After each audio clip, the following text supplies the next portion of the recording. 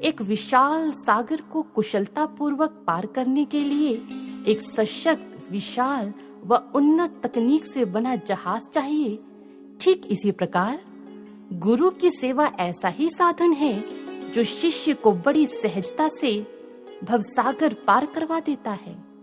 यही कारण था कि साक्षात नारायण रूप श्री राम एक साधारण केवट से गंगा पार उतारने का आग्रह करते हैं। वही नारायण जिन्होंने वामन रूप में संपूर्ण सृष्टि केवल 2 पग में ही माप डाली थी, क्या वे एक छोटी सी सरिता पार नहीं कर सकते थे? अवश्य कर सकते थे, परंतु यदि वे ऐसा स्वयं कर लेते तो केवट को सेवा का अवसर कैसे प्राप्त होता? केवट ने प्रभु को छोटी सी नदी पार करवाई और उस सेवा के आधार पर प्रभु ने उसका भव पार कराने का दायित्व वहन कर लिया।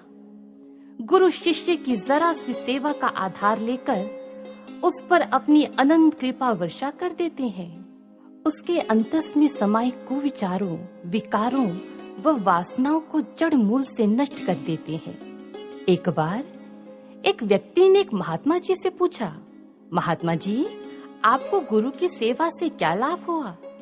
आखिर आपको ऐसा क्या मिल गया?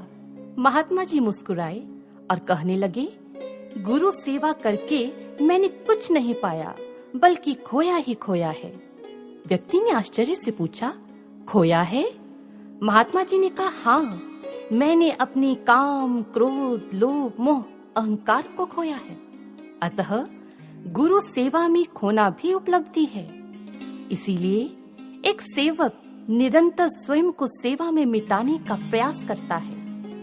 विनोबा भावे जी का कथन था, जैसे नदी को छुट्टी नहीं, हवा को विश्राम नहीं, सूर्य सदा जलना ही जानता है, इसी प्रकार एक सच्चा सेवक सतत सेवा कार्य को ही जानता है।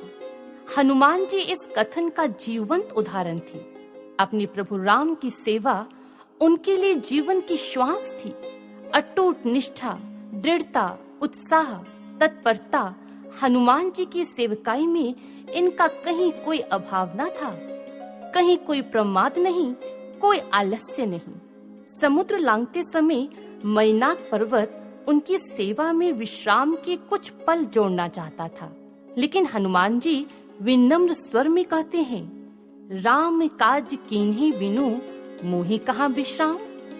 आगे चलकर उनके सेवा मार्ग में अनेकों विघ्न आए, पर हनुमान जी ने इन सभी बाधाओं को परास्त किया और अंततः सेवा कार्य को पूर्ण किया। हनुमान जी का जीवन हम सभी को सेवा धर्म सिखाता है। सच में सेवा हो तो हनुमंत जैसी तत्परता, लगन, उत्साह से पूरित। साथ ही एक सेवक को सदैव इस बात का भी बोध रहता है कि उसके स्वामी का कृपा चक्र पूरे सेवा क्रम में घूमता है। अदृश्य रूप में उन्हीं की शक्ति काज संवारती है। एक बार किसी ने एक बाण से पूछा कि तुम्हारे चरण तो है नहीं, फिर भी तुम चलते हो, अर्थात साधन के बिना तुम गतिशील कैसे हो? बाण ने बड़ा मार्मिक उत्तर दिया, कहा, मैं अपने पैरों से नहीं चलता, वरन अपने स्वामी के हाथ से चलता हूँ। निसंदेह मैं तो साधन विहीन हूँ, पर मेरे तीरंदाज स्वामी मुझे गति प्रदान कर देते हैं। यही एक सच्चे सेवक की पहचान है। वह सम्मान और प्रशंसा का बोझ कभी नहीं उठाता। उसे पुरस्कार तिरस्कार से कोई सरोकार नहीं। वह अहेतुक सेवा करता है। चाहता है तो बस केवल अपने गुरु की प्रसन्नता। वह अपने सद्गुरु के हाथों का एक यंत्र बन जाना चाहता है।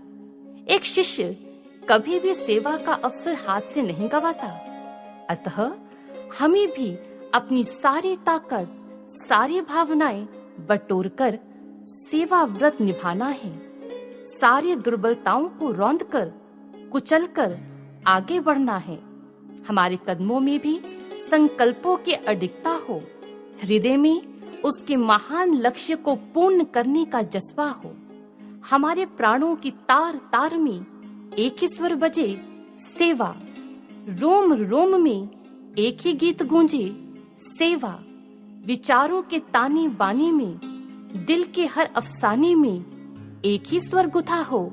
सेवा प्रत्येक कर्म का, धर्म का, ईमान का, सारे जीवन का एक ही सार हो। सेवा सेवा सेवा, और यही प्रार्थना हो, यह भाव सदा भरपूर रहे गुरुदेव तुम्हारे चरणों में। यह अर्ज मेरी मंजूर रहे गुरुदेव तुम्हारे चरणों में। आंखों में तुम्हारा रूप रहे, मन ध्यान में तेरे मगन रहे। मन अर्पित कर निज सेवा करें गुरुदेव तुम्हारे चरणों में, गुरुदेव तुम्हारे चरणों में।